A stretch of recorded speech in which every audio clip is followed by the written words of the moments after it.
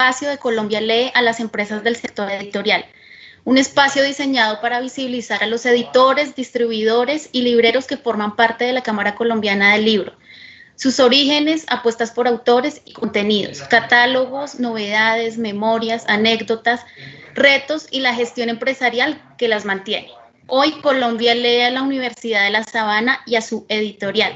Le doy la bienvenida a nuestros invitados, Elsa Cristina Roballo, directora de publicaciones, Irina Florian Ortiz, jefe editorial, y Diego Romero, quien trabajó como editor en las universidades del Rosario y La Sabana. Muchas gracias por aceptar esta invitación. Diego, te cedo la palabra. No, muchas gracias a ustedes por invitarnos.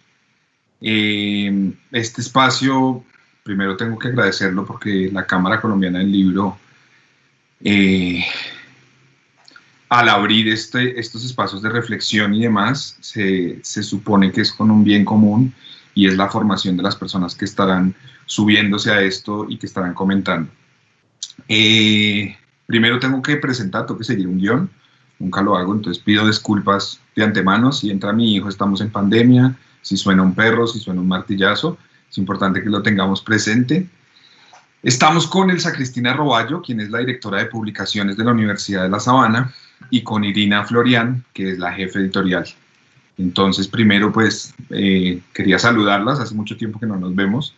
Yo trabajé en La Sabana unos años, hace ya un tiempo, tenía pelo y entonces, pues, ya podrán adivinar. Primero saludarlas, chicas, ¿cómo están? Hola, Diego, ¿cómo estás? Hola, Diego. Qué bueno verlas y entremos en materia. Tengo una pregunta importante y la voy a hacer porque yo hace mucho no estoy en el gremio editorial. ¿Cómo nos están viendo afuera? ¿Cómo nos ve la prensa especializada? ¿Cómo nos ven las agremiaciones? ¿Cómo ven hoy la producción editorial científica colombiana? Gracias, Diego. Muy breve, en realidad la percepción de la producción académica colombiana y en general del mundo está cambiando. Hoy día ya nos ven con mayor, por un lado, claridad y con respeto.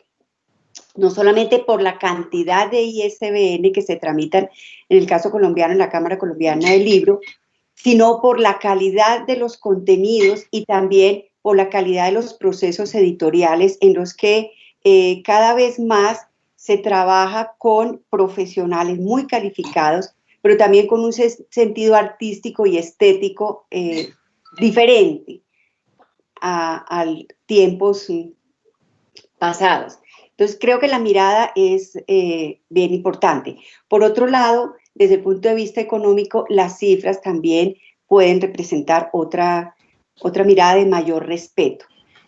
Cada editorial pues tiene sus propias cifras y esto es al interno de cada quien, pero lo demuestra cuando salimos a visibilizar nuestra producción en ferias de libro locales e internacionales.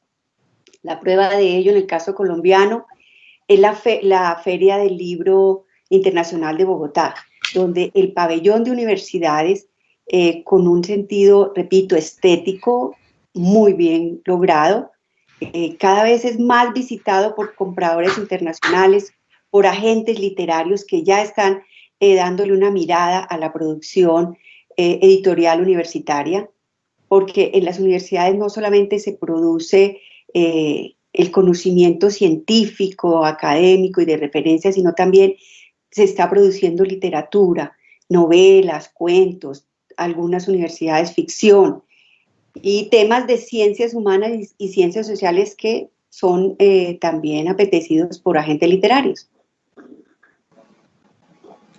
Bueno, eso muestra una gran evolución y de verdad lo hago desde el desconocimiento, ya estoy en otra industria hace un tiempo. Me quedo con una palabra que decía Elsa y me gustaría que esta me la respondiera Irina como jefe editorial, y es el proceso y el aseguramiento de la calidad de los textos. ¿Por qué es importante asegurar la calidad en la edición en general y más en la científica? ¿Y por qué los lectores además deben encontrar que eso sea transparente para ellos. Es decir, el lector muchas veces no reconoce esto, simplemente se ve atraído por un título, por un tema, por algo en lo que se está especializando y demás. Pero ¿cómo demostramos como gremio de edición científica esa calidad en los procesos? Bueno, pues al respecto, yo sí creo que el editor debe ser un acompañante de todo el proceso y eso nos garantiza la calidad. Y de todo el proceso es desde el momento en que el libro entra, tiene evaluaciones, entonces, ¿qué debe hacer el editor? Revisar esas evaluaciones, cotejar, que todo lo que se evaluó, que todo lo que se indicó esté presente en el texto. Si hay algo en lo que está en desacuerdo, debe hablar con el autor, debe haber una retroalimentación, pero debe haber siempre un diálogo, ¿no? Es revisar el material cuando llega, cotejar con lo que llega, y bueno, y posteriormente sí podemos hablar del proceso editorial, donde también debemos estar todo el tiempo. Desde el momento que llega el manuscrito, ya para iniciar proceso, hay que revisar la estructura del texto, indicar si lo consideramos necesario de nuevos apartados, mire, hace falta una introducción, no hay claridad en este capítulo, ese capítulo es un capítulo que tiene 5 páginas y los otros tienen 20 páginas. Yo me acuerdo un libro que nos llegó y tenía 20 capítulos. Y pues 20 capítulos y cada capítulo tenía como 3 páginas. Entonces, desde ese momento hay que hacer un proceso de edición. Entonces, pero mire, podemos unir esos capítulos, le podemos dar otro título, podemos hablar de partes. Entonces, bueno, esa es una parte en la que el editor debe estar presente, debe orientar la edición del texto como tal. Y en los otros procesos también debe estar presente, siempre. Entonces, cuando enviamos el texto a corrección de estilo, de igual manera, se le envían unos parámetros. Mire, traje con este manual, nosotros tenemos una hoja de estilo. Ellos, los correctores de estilo, se deben guiar por esta hoja en la que pues, nos basamos en los parámetros fundamentales de la Real Academia de la Lengua. Y bueno, tratamos de estandarizar ciertos conceptos, tratamos de crear una unidad editorial. Entonces, ese corrector de estilo debe acatar esa hoja de estilo y nosotros debemos supervisar su trabajo, debemos estar ahí. Entonces, debemos estar ahí para la recepción de ese texto, para la retroalimentación con el autor, para cuando el autor revisa ese texto, también mirar cuáles son los comentarios, qué sugiere, qué se puede hacer, qué no se puede hacer. Ahí pasa algo y es que, pues, los autores, ellos son muy buenos, obviamente, en sus áreas de conocimiento, pero pues a veces desconocen muchos temas de gramaticales, de ortografía, y a veces no les gustan las correcciones, entonces hay que mediar. Siempre dialogando, autor, corrector, proveedor, siempre hay que crear ese diálogo. Y bueno, y ya en el proceso de diseño también hay que estar ahí, hay que estar muy presente. No se trata de decirle al diseñador, mire, necesito que haga el diseño de esta cubierta y usted mire a ver, no, hay que... nosotros les entregamos como ideas conceptuales, pero también ideas visuales. Mire, queremos que maneje este concepto, queremos que utilice esa paleta de colores, las palabras clave de este libro son estas. Entonces, hay que estar ahí, hay que crear diálogos. Obviamente, ellos son muy buenos en lo que hacen, pero también... nuestra función es orientar ese proceso y pues ir por el mínimo de errores y que la calidad sea la óptima, ¿no? Y pues en eso sí es un conjunto, o sea, es que el libro esté bien estructurado, que el libro esté bien corregido y que el libro sea atractivo y que tenga un diseño. Entonces, yo creo que esa es la forma de garantizar la calidad editorial, y es estar ahí, presente, en todos los procesos y crear diálogos con cada una de las personas que participan en la creación del libro. Yo recuerdo en mi época de editor, yo tuve una frase que Juan Felipe Córdoba, que me imagino que todos conocerán, con la que tuve mucha polémica. Un saludo para Juan si nos está viendo, mucho cariño para él. Y yo un día le dije, editar es resolver la mayor cantidad de problemas para que cuando el libro salga nos señalen los que se nos pasaron. Y yo siento que esta sumatoria, incluso escuchándote, extraño mucho eso, extraño mucho tener esos proyectos que uno decía, este es un proyecto al que se la voy a meter toda porque nos va a dar mucha visibilidad a la universidad o porque va a ayudar al conocimiento en ciertas áreas, o es un libro especializado que los estudiantes van a usar, o es una edición digital que voy a sacar porque en mi época, por ejemplo, los libros digitales estaban apenas llegando. Y había algo en lo que trabajamos mucho en su momento con Elsa, y quisiera escucharla y quisiera que le contara a la gente la importancia de crear colecciones editoriales, tanto en el mundo científico como en el mundo, digámoslo, comercial o edición comercial, la importancia de las colecciones para los lectores y para las mismas editoriales. Y en el caso de las universidades creo que es clave porque es la forma de organizar, como se organizan en las bibliotecas los tesauros, organizar la información y llevar como crear un sello editorial. Entonces, cuando nosotros llegamos a la Sabana, Elsa me corregirá si estoy diciendo algo que no es, pero hasta donde mi memoria me da, no existían colecciones. Lo primero que dijimos fue, hay que crear colecciones. No teníamos mucho material para crear colecciones, pero creamos las colecciones.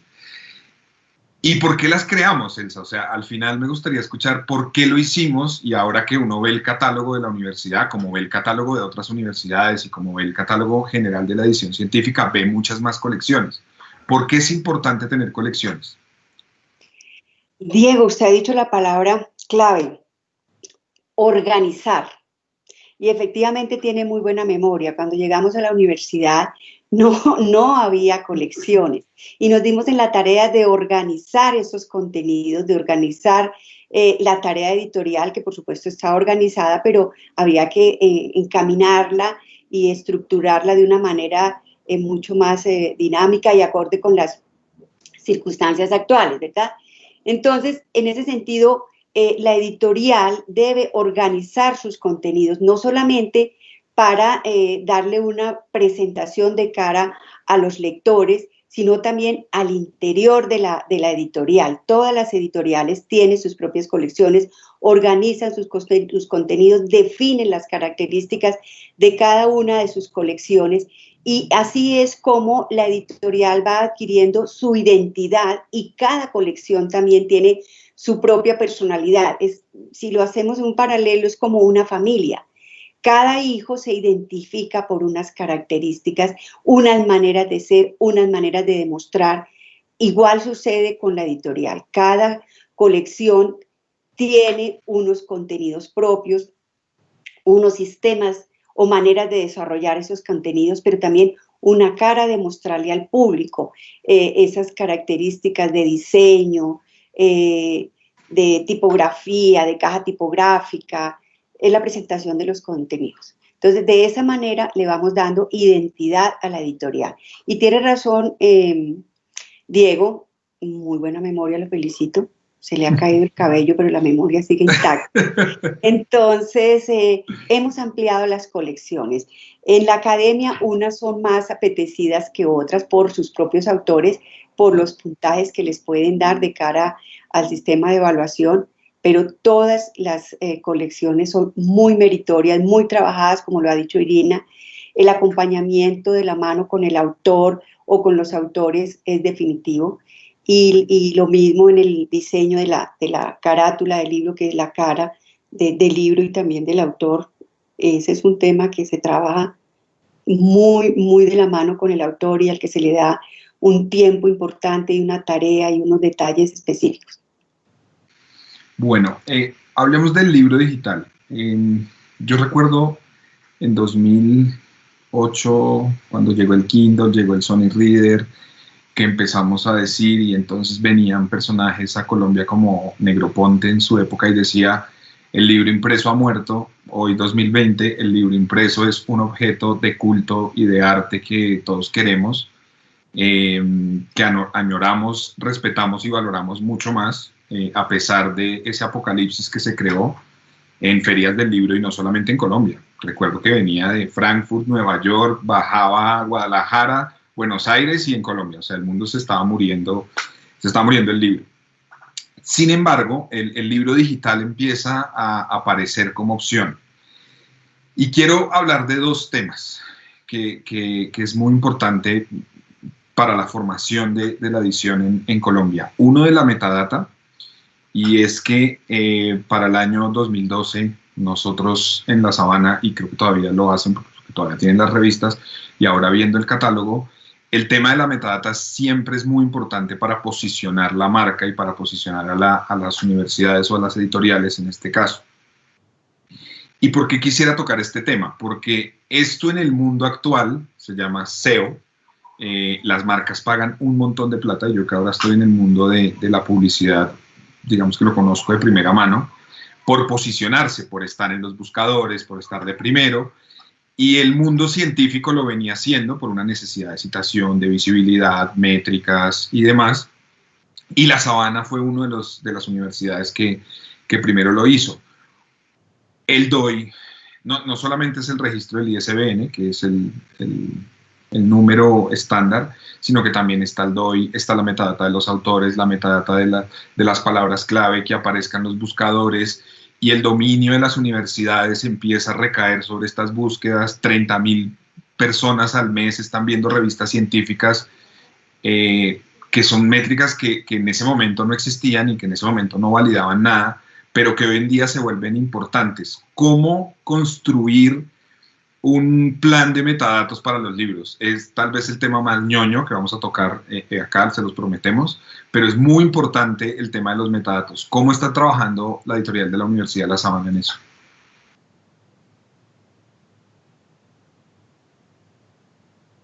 Diego, sí, nosotros estamos trabajando la metadata, la más completa y la que exigen hoy día no solamente los buscadores, sino también en el tema de bibliotecología. Entonces, lo hemos hecho con paciencia, pero también con mucho detalle. Entonces, el identificador, el DOI para cada libro, estamos ahora con el DOI para cada capítulo, pero también con su ORCID o el número de identificación del autor. Entonces, ahora nosotros como ciudadanos tenemos una cédula de ciudadanía. Hago esa analogía. El académico, el investigador, tiene su propia identidad en el mundo científico. Entonces, el ORCID también lo estamos procesando, lo estamos teniendo en cuenta como metadata. Y la demás información que tienen todos los catálogos, pues los títulos más completos, los resúmenes, las palabras clave, las referencias, el peso, el precio. Tenemos en nuestro catálogo electrónico un video para el autor. Estamos tratando de que sea la información más completa para que los buscadores lo encuentren fácilmente. Seguimos en ese trabajo. Ese es un trabajo de construcción casi que diaria, pero estamos en eso y creo que Diego ha visto nuestro catálogo, Irina, y algo ha cambiado, ¿verdad? Sí, el catálogo, o sea, yo me sorprendí gratamente porque ese era el reto en esa época. Estamos hablando de hace unos 8 años. Estábamos muy posicionados en revistas, pero no tanto en libros, y no podíamos manejar los datos igual. El otro tema que ha generado el libro, en mi opinión, es que yo recuerdo que cuando estaba aprendiendo a editar me decían, fíjese mucho en el diseño del lomo, porque el diseño del lomo es el diseño que después va a tener usted en su biblioteca. Entonces eso va a capturar la atención. La cubierta también tiene que ser una cubierta llamativa. Esto no ha cambiado. Sin embargo, en el libro digital no existe el lomo. O sea, en el libro digital existen otras cosas que tienen que llamar la atención. ¿Qué tiene que llamar la atención y en qué ha trabajado la universidad en esto? Más en diseño. y hay una cubierta que no sé si la podremos proyectar, creo que yo puedo proyectar acá, la voy a buscar y se las proyecto, y me gustaría conocer la historia detrás de la cubierta de, no me recuerdo el tema, el libro ahorita exactamente el título, pero es una cubierta de Mussolini con las botas de Italia. A mí esa cubierta, claro. cuando la vi me impactó Mussolini muchísimo. existiendo. Y esas de esas cubiertas que uno no necesita ver el título, y es un libro que yo quiero tener en mi casa por la cubierta. O sea, no lo voy a leer nunca, se los confieso, pero quiero algún día decir, mire, esto existió y para mí esta cubierta es una obra de arte. Siento que el libro digital nos llevó mucho a retomar el tema de las cubiertas, porque en un catálogo virtual muy rápidamente solamente se ve eso y los metadatos que están ocultos, que fue el primer tema. ¿Cómo llegamos a hacer esas cubiertas? ¿Cómo logramos que autores académicos que no están muy en la onda del diseño, del arte, porque estos son expresiones artísticas, cómo los convencemos de eso? O sea, este libro creo que es de Rodríguez Iturbe, que es un señor que tiene una sensibilidad impresionante, con el cual es delicioso hablar. ¿Cómo lo convencieron? ¿O fue fácil, fue difícil? Yo quisiera saber la historia detrás de esa cubierta mientras la busco y la proyecto acá. Bueno, doy una introducción breve a esta carátula, pero Irina también nos acompaña en este tema. Curiosamente, este autor que usted dice es un personaje, el doctor José Rodríguez Iturbe, es un doctor en ciencias políticas, es un conocedor de la historia de las ideas del pensamiento político, ya tiene, es una persona mayor, pero muy, muy, muy especial para nosotros, y es muy sensible y participa con nosotros de estas cubiertas. Generalmente con el diseñador Boga, en este caso, nos presenta 2 o 3 opciones y se le participa, tenemos algunos conversatorios con el doctor Rodríguez y planteamos nuestros puntos de vista. Cuando decía Irina que la producción del libro va de la mano con el autor, pero también con el diseñador, a quienes se les da una introducción sobre el contenido. El diseñador es clave y se hace también una parte del libro, porque sucede como en este caso que se leen parte del manuscrito para elaborar sus propuestas. Y esto es lo que nos viene sucediendo. Entonces al doctor Rodríguez le presentamos las propuestas, luego nos reunimos y elegimos entre los 3, pero realmente se tiene muy en cuenta la opinión del autor, el doctor Rodríguez Iturbe, y espero que si me esté escuchando no se moleste cuando yo digo que ya tiene más de 8 décadas.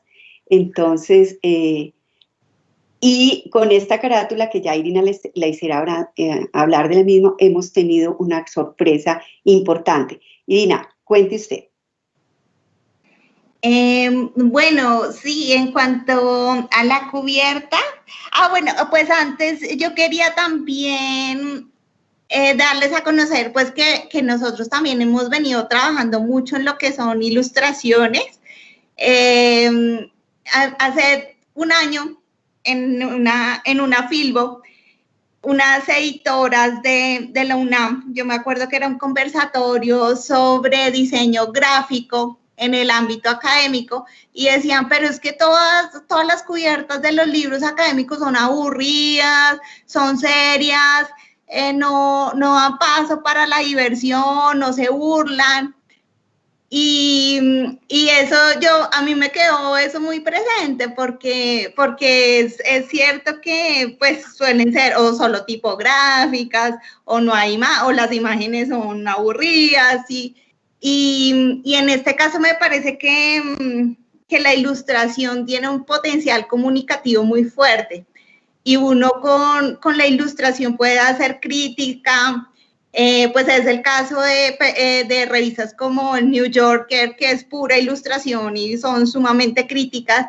Entonces, pues también tener en cuenta que digamos, esta cubierta sí es resultado de un trabajo que se ha venido haciendo y es ilustrar los libros. Ilustrar los libros no es la única. Esta en particular, pues sí, es buenísima, es el Mussolini bailando sobre la bota de Italia y Y no, a mí realmente cuando me la envió el diseñador, yo dije, no, es fuerte, porque sí, es una burla, Claro. Entonces yo dije, no, pues el autor no le va a gustar porque sí es un poco controversial. Pero bueno, afortunadamente también ahí está eso, ¿no? Ese diálogo y que podamos tener puntos de acuerdo y bueno, en este caso resultó. Y esa cubierta incluso el año pasado fue elegida en un concurso que organizó Arcadia, de las mejores cubiertas académicas del año, en el que los jurados eran los diseñadores de silueta, y esta fue una de las cubiertas elegidas. Entonces, pues, es bonito tener ese reconocimiento y pues sí, obviamente el trabajo del diseñador, ¿no? Pero pues también hay que entender que es un trabajo en equipo y es un trabajo de diálogo y de retroalimentación, como les venía diciendo. Llegar a esta cubierta desde afuera me da mucha envidia, o sea, son de esas cosas que uno dice, ¿por qué? ¿Por qué no se nos ocurrió antes? Y creo que ese es el golpe de esta cubierta. De verdad, yo las felicito y felicito al diseñador y al autor también, porque no debe ser fácil para un autor ceder en esto y generar esto. Pasemos a otro tema, si les parece, dejamos ya el libro digital y las dos cosas que nos ha cambiado en todo este tiempo. Hablemos del aporte social del libro. Hablemos de cómo ese canon editorial, más allá de que sea científico o comercial, tiene un aporte social. Cómo y no solo el libro, también las revistas científicas y los artículos científicos que se sacan a través de la Dirección de Publicaciones de la Universidad de La Sabana y de la edición científica en general, ¿cómo podemos medir o ver ese aporte social? Y no solamente hablo de citación, y no solamente hablo de impacto en la comunidad científica y de la propia y muy polémica endogamia que siempre ha existido y existe en todas las especialidades, no solamente en la edición, existe en el derecho, en la arquitectura, en todo. Pero ¿cómo podríamos saber cuál es el aporte social del libro? Y si me dicen algún libro, pues yo tengo el catálogo abierto, lo vemos, cuentan la historia como para ver eso cómo se logra, cómo llegamos a eso. Diego, hablar de la medición en el aporte social resulta un poco ambicioso, pero el propósito de toda editorial académica también debe ser el aporte social, como quiera que las universidades con la producción intelectual están dadas a solucionar problemas concretos de la sociedad. Entonces, en ese orden de ideas, pues los libros, decimos, son un aporte social, pero en concreto, dice usted, ¿cómo lo miramos? Lo miramos cuando ese libro, por supuesto, lo vemos en las ventas, en las salidas que ese libro tiene, en los reportes que nos hacen algunos compradores, bien sean bibliotecarios, ciudadanos de a pie, académicos, los propios libreros y, en este caso, nuestro distribuidor. Para nosotros en la universidad, la cadena del libro es de verdad respetada y nos acogemos. Entonces, el distribuidor, vivimos permanentemente, sobre todo el distribuidor del libro físico, pero también del libro electrónico. Vivimos en constante comunicación con ellos, como tomando la temperatura, qué opinión tienen de tales o cuales libros, si identifican nuestras colecciones, y entonces ahí medimos un poquito o palpamos ese aporte social. Ahora, el aporte social también lo vemos cuando nuestros libros son citados no solamente por los lectores en reuniones o en comentarios de prensa, sino también cuando son citados por académicos o cuando son referidos por los diseñadores de las políticas públicas. Y entonces a veces encontramos que hay libros, como usted y yo decimos, ladrillos, pero son ladrillos que tienen su verdadero aporte. Y, por ejemplo, si lo miramos desde el punto de vista de la citación por parte de académicos, le comentaba a Diego hace unos instantes que tenemos un estudio de la citación de nuestros libros, hecho al interior de la universidad por Nicolás Mejía, un compañero de la Dirección de Publicaciones, en que se dio la tarea de evaluar la citación de los libros editados por la Dirección de Publicaciones de La Sabana. Y encontramos que hay libros que en América Latina, que es el énfasis que le hemos puesto a la producción de nuestros libros y a la circulación específicamente de nuestros libros, veíamos que hay libros de calidad y servicio que son muy citados en pregrado, pero también tienen una alta citación en posgrados, en maestrías y también en doctorados. También otros libros, como por ejemplo el libro Responsabilidad Civil Extracontractual, que es del rector, es uno de los libros más vendidos nuestros. Y es un libro que ha sido citado en la Corte Suprema en una de sus sentencias en agosto del 2018. Entonces, ahí tenemos otro tema del aporte social. O recientemente un libro que publicamos el año pasado sobre el consumo y distribución de opioides en Colombia para fines terapéuticos. Me asusté. Me abre el ojo.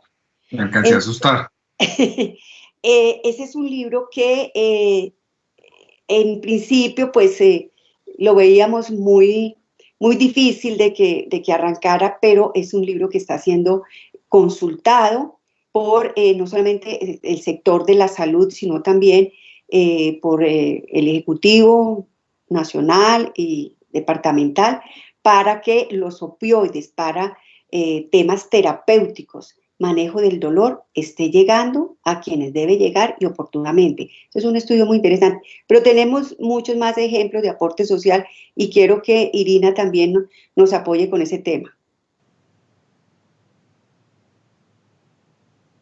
Dale, Irina, dale. Bueno, Cuéntanos pues, la historia del libro de los opioides. Pues no, hablo en general. No, pues sí, sobre todo es el tema de pues que el libro académico no se quede en la academia, ¿no? Yo creo que ese es el gran reto y es romper esas fronteras y que salga de ahí, que salga de la universidad, que se adapte más a la coyuntura. Yo creo que un bonito ejemplo es la colección de Paz. Es la colección que se llama Cultura de Paz. ¿Y qué pasa con esa colección? Esa colección se creó a partir del Acuerdo de Paz y pretende divulgar desde diferentes aristas pues todos los ensayos, todos los debates en torno a este tema, desde la psicología, desde la educación. Entonces yo creo que esa colección es un bonito ejemplo de eso, de cómo la academia plantea discusiones y cómo la academia está ahí, en la coyuntura, y no está enfrascada en la institución, en el edificio, sino que trasciende. Entonces estos libros yo creo que es bonito ese trabajo porque es el texto que va más allá del solo texto, ¿no? Entonces nos habla de todas las prácticas que se han llevado a cabo, de grupos de trabajo, y pues más que todo yo creo que demuestra como el apoyo institucional a la coyuntura nacional. Entonces, me parece que esa colección, no sé, Diego, si quieres ahí podemos presentar uno de los libros de la colección Cultura de Paz. Dale, ya lo estoy buscando. Sí. ¿Cómo llegan a hacer esa colección? Esas historias detrás son bien importantes porque si bien hay una producción científica y un plan de publicaciones, este tipo de cosas que pasan y es como se da, entonces sale caricatura, historia y uno se empieza a emocionar y dice, acá hay un libro que le sirve a la sociedad. ¿Cómo ocurrió esta colección de Paz? Ya la encontré, ya la voy a proyectar. Esta colección de paz que tenemos ya vamos a completar 13 números, surgió justamente, como le dice Irina, con el proceso de paz, y todas las universidades, en particular la universidad, también le apostó a la construcción de la paz en el país. Entonces, el primer número surgió en una conversación con su amigo, que en paz descanse, Sergio Roncayo. Con Sergio, recuerde usted que estábamos precisamente en la cafetería, en la biblioteca, conversando de cómo aportarle al tema de la paz. Y ahí surgió ese primer libro, que es Nosotros Colombia. Creo que Diego también lo puede mostrar, y es una reflexión desde la academia y en particular desde las facultades de comunicación social al tema de la paz, cómo ven la paz. Diferentes autores.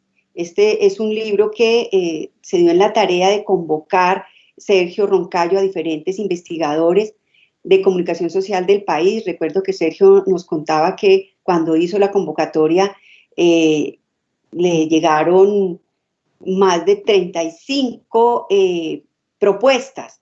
Entonces él hizo una evaluación de las mejores propuestas y ahí surgieron. Entonces también es en este tema hay ensayos de reflexión sobre la música en la construcción de paz, y diferentes también, los medios, cómo están viendo la paz. Entonces, este es uno de los típicos aportes sociales que tiene la academia a través de su editorial. También tenemos otra colección dedicada a la familia, al fortalecimiento del núcleo social que es la familia. Entonces ahí tenemos una cantidad de libros importantes, y curiosamente me llamaba la atención un libro de uno de los autores sobre el matrimonio, y ese libro también lo tenemos, pues, por supuesto, en los dos formatos, porque hoy día hacemos los libros impresos y electrónicos. Y a finales del año pasado, y ese lo tenemos bajo demanda, me llamó el autor y muy preocupado, me dijo: Elsa, están pirateando mi libro. Y yo: ¿cómo así? Cuéntenme a ver. Dice: no, es que lo compraron un solo ejemplar en una librería en Buenos Aires. Entonces le expliqué: no, profesor, su libro no lo han pirateado en Buenos Aires, estamos imprimiendo bajo demanda, tenemos un contrato legal y debidamente firmado con uno de nuestros distribuidores, y allí en esa librería en Buenos Aires es muy posible que el librero lo orientó muy bien y le dio la respuesta correcta a su lector, y le dio ese libro y se imprimió bajo demanda un solo ejemplar, que seguramente se irán a imprimir más si el lector nos refiere.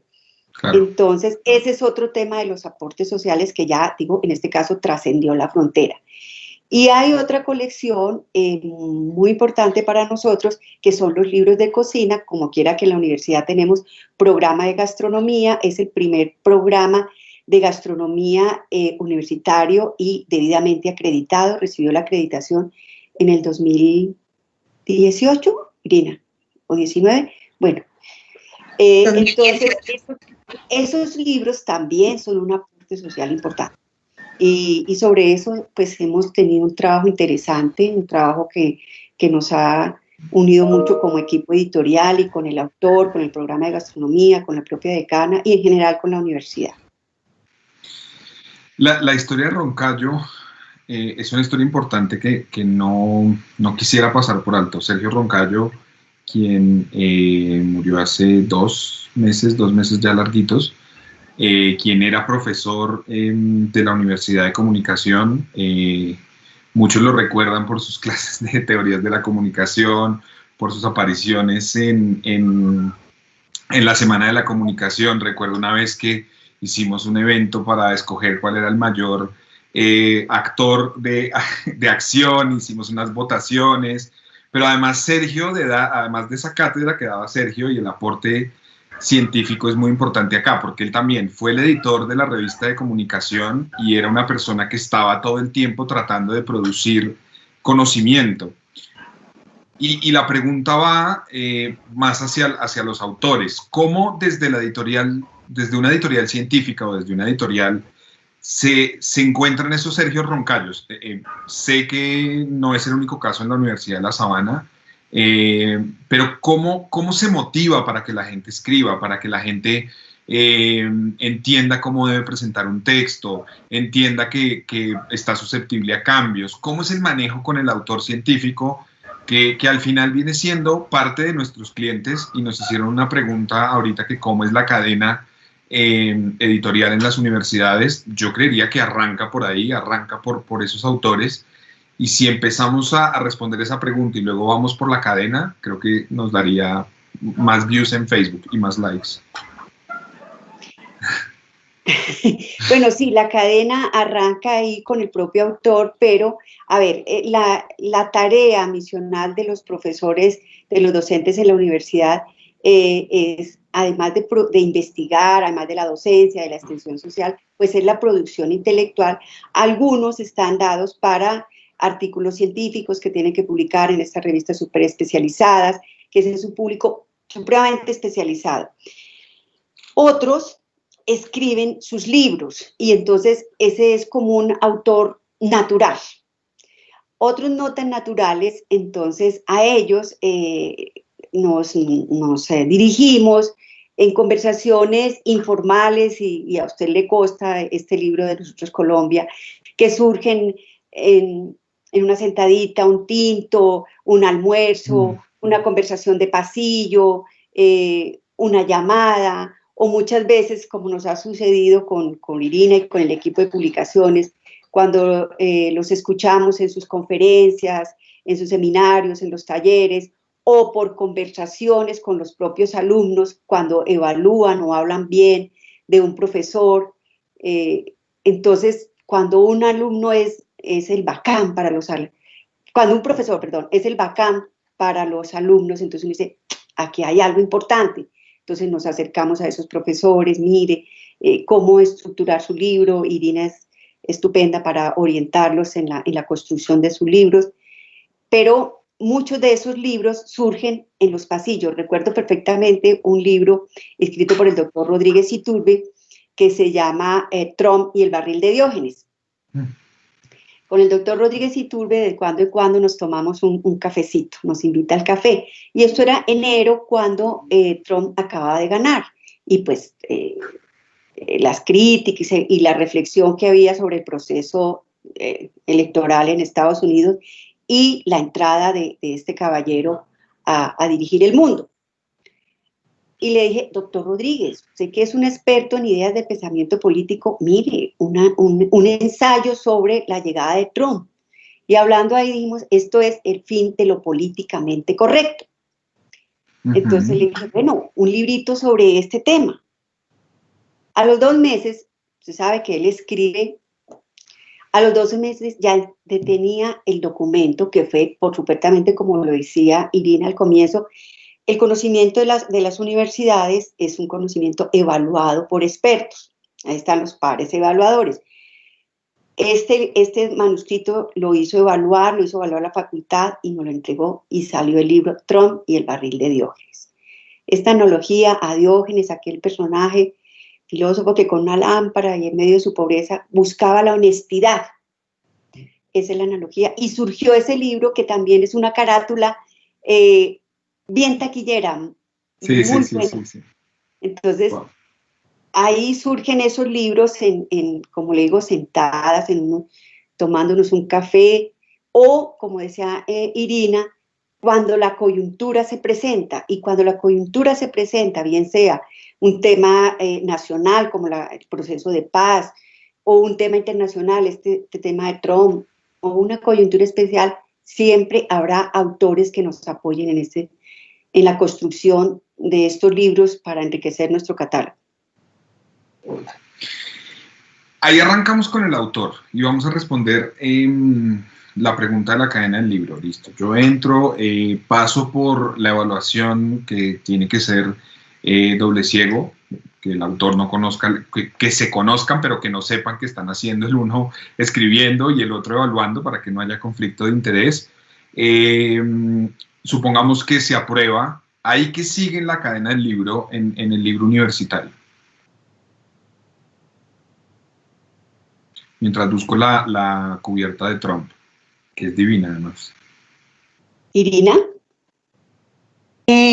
Sí, bueno, el proceso un poquito ya lo esbocé al comienzo, pero me va a tener un poquito más y es, bueno, cuando el libro ya llega, entonces nosotros lo revisamos editorialmente. Editorialmente, ¿qué significa? Entonces es mirar la estructura, mirar el contenido, de pronto le hacen falta apartados, de pronto le hace falta una introducción, se ve la necesidad de crear índices. Entonces son temas que se detectan en un comienzo, se hacen los cambios y posteriormente pues ya iniciamos el proceso de corrección de estilo.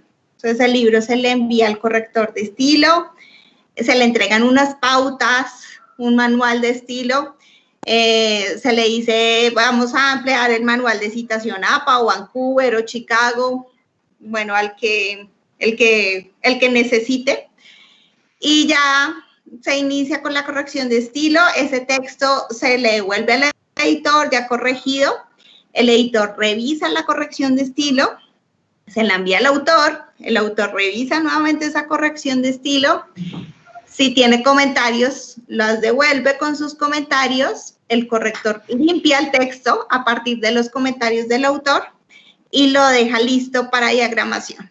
Entonces ahí ya entramos a la fase de diseño editorial. Y pues como bien lo decía Elsa y como le decía Diego, pues ahí entran a jugar las colecciones. Entonces, de acuerdo a la pauta editorial de esa colección, entramos a la fase de diseño. Entonces se le envía esa pauta al diseñador para que maquete el libro. Paralelamente trabajamos en la cubierta. Y bueno, ahí ya hay una revisión, cuando el libro ya está diseñado, hay una revisión por parte del autor, por parte del corrector de estilo, por parte de la editorial, hasta que finalmente hacemos artes finales y esas son las artes que se envían a la imprenta. Entonces, esa es como la cadena normal. A veces pues hay tropiezos, pero pues eso es lo que sucede normalmente. Si no hubiera tropiezos no sería tan divertido hacer esto. Sí. Y viene el último, yo creo que el último tema y el gran reto de la edición en general y de la edición científica, que es la comercialización. Y entremos en este tema de la comercialización para cerrar, dándole un orden a la cadena del libro. ¿Cuáles son los retos de comercializar un libro científico? El reto es competir con el libro para dummies, con la colección para dummies, que genera expertos muy rápido. Es competir con las ferias, es competir entre libreros, es competir entre editoriales, es competir con la piratería, aunque yo ahí con la piratería, y espero que el rector vea esto mucho después y no tenga mi teléfono, pero yo me acuerdo en una conversación de esas de café en La Sabana, que me dijo, a mí me da miedo que un día nos pirateen. Y yo le dije, si un día nos piratean, yo hago una fiesta, yo invito el whisky.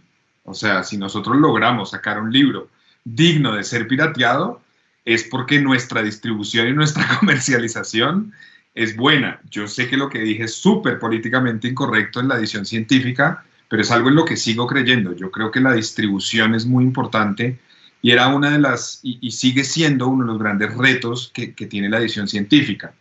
No desde lo literal de nos tienen que piratear para que seamos exitosos, pero ¿cómo aseguramos que la distribución y comercialización sea exitosa? ¿Cómo elegimos un buen precio? ¿Cómo ponemos en ciertos anaqueles? Yo recuerdo mucho y la lucha para que bibliotecas nos compraran, librerías nos compraran, el trabajo básicamente que hacíamos en La Sabana, y me imagino que todavía es así porque sé que el espíritu de Elsa y de Irina es ese, y de Nubia y del equipo, que era vamos a vender, nos vamos a remangar todas las manos para vender.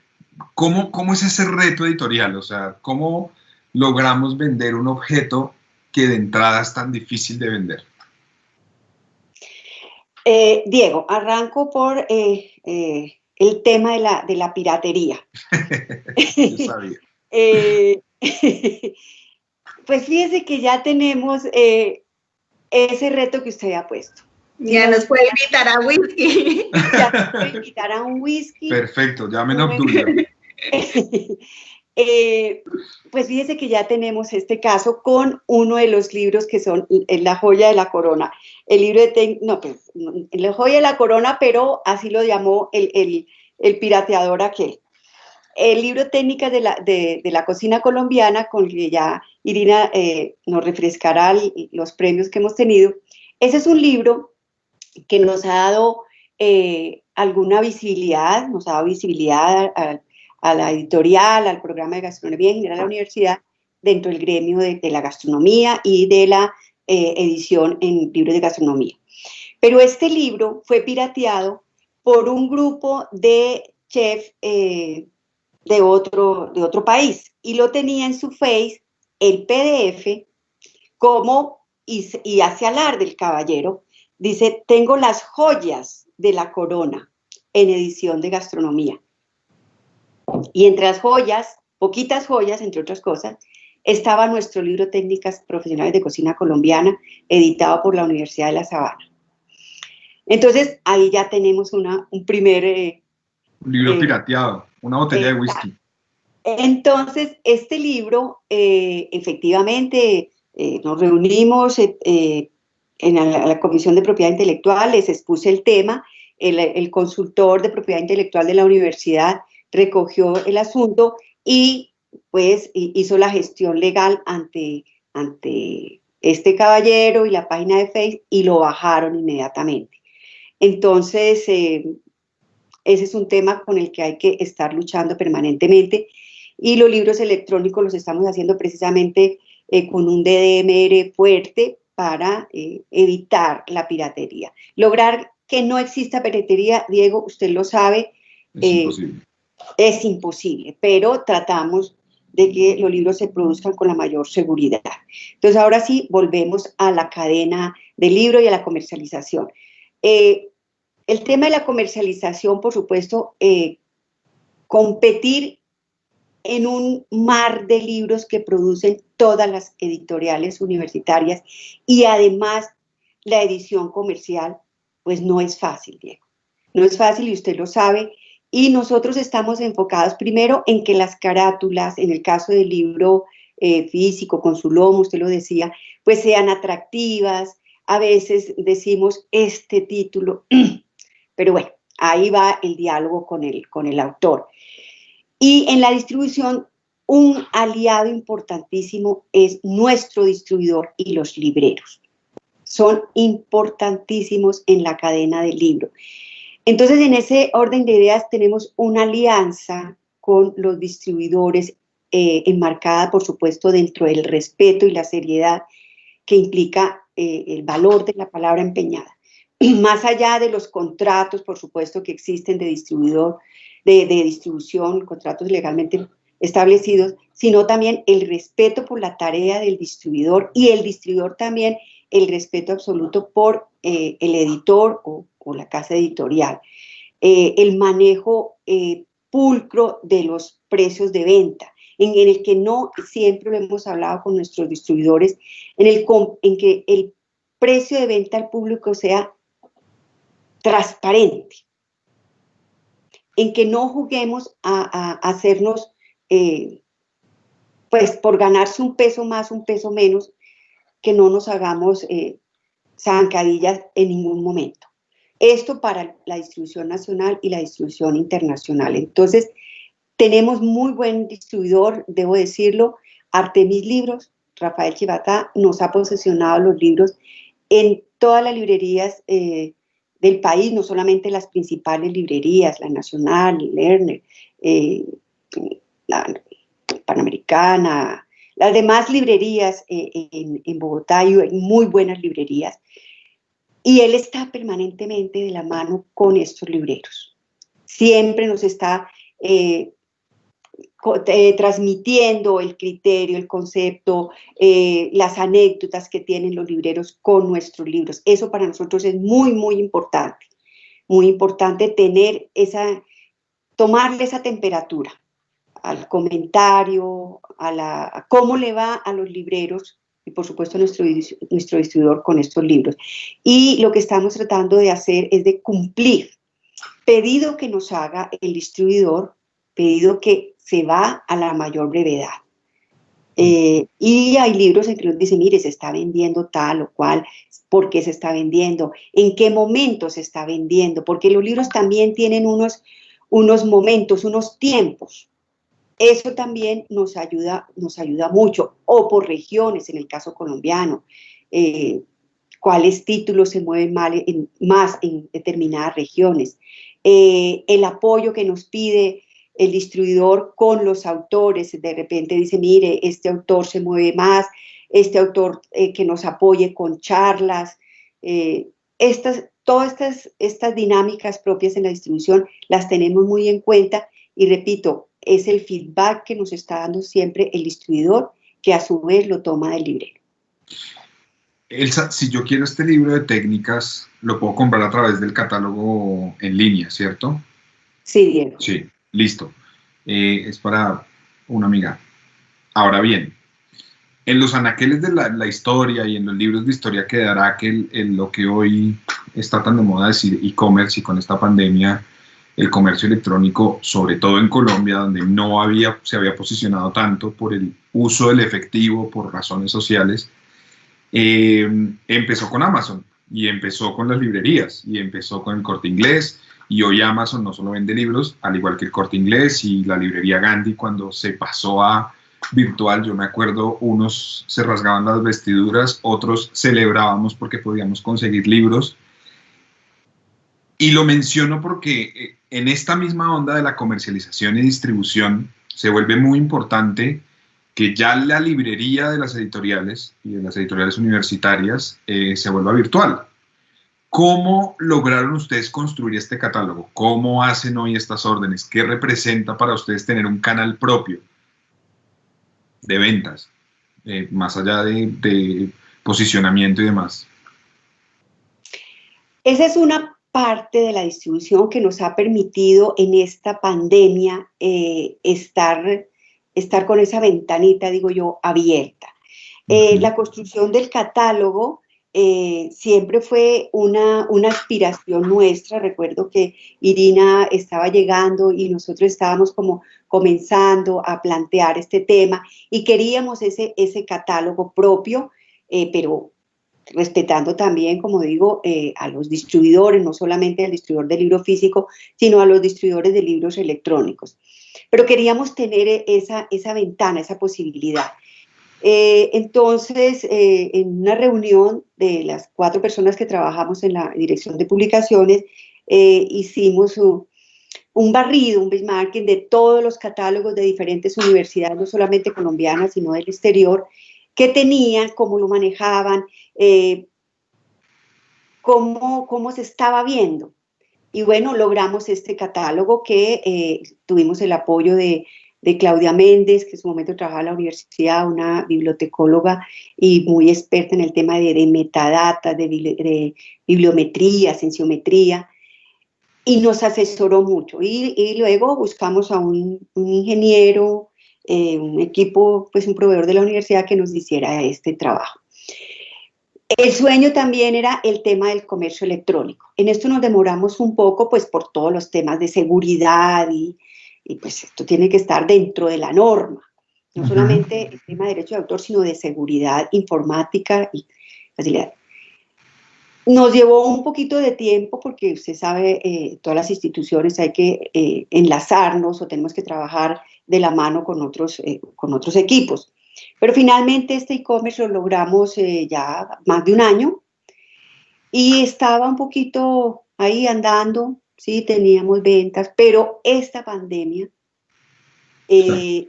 nos ha favorecido mucho. El catálogo se está moviendo y se está moviendo en el libro electrónico. No tanto como quisiéramos porque hemos sido un poco conservadoras en el tema del marketing editorial, pues 4 personas no damos abasto. Claro. Y para eso hay expertos, ¿verdad? Pero se está moviendo, Diego, se está moviendo el catálogo. Pues Elsa, con esa buena noticia, se nos fue volando el tiempo. Agradecerle a la Cámara Colombiana del Libro por este espacio, a ustedes por la disposición, por la invitación. Conéctense a las demás charlas que van a estar en este canal de Facebook y no sé si tengan unas últimas palabras para despedirse. Les prometo que apenas colguemos, las llamo y cuadramos el whisky por el libro pirateado. No, agradecerle a la Cámara Colombiana del Libro este espacio que realmente para nosotros es un espacio valiosísimo. La Cámara siempre nos ha tratado con gran deferencia y sobre todo este espacio para una editorial académica que usted desde el comienzo dijo, no es fácil competir con la edición comercial, no es fácil, pero la Cámara del Libro nos ha abierto ese espacio importantísimo, ¿verdad, Irina? Sí, de acuerdo. Muchísimas gracias por este espacio, por darnos la oportunidad de darnos a conocer, pues a quienes no nos conocían, y nos ha sido muy interesante tener esta ventana. Muchas gracias. Muchas gracias a todos. Hasta luego. Gracias, Diego. Muy buena tarde. Gracias, Diego. Muy amable. Gracias a todos. Chao.